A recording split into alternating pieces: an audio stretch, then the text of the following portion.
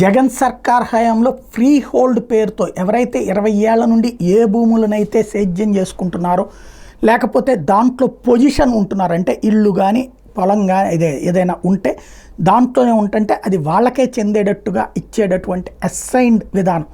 ఇది దూకుడు ప్రదర్శించారు జగన్మోహన్ రెడ్డి చివరి ఏడాదిలో.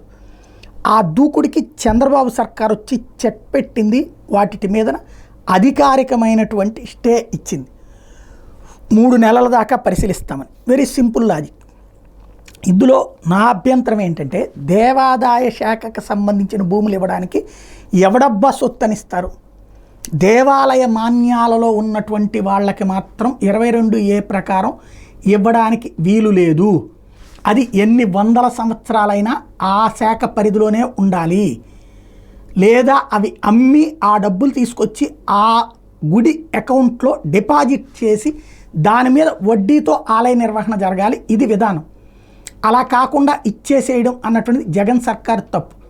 ఇప్పుడు వాటిని ఎబేయన్స్లో పెట్టడం ద్వారా చంద్రబాబు సర్కార్ మంచి పనే చేసింది.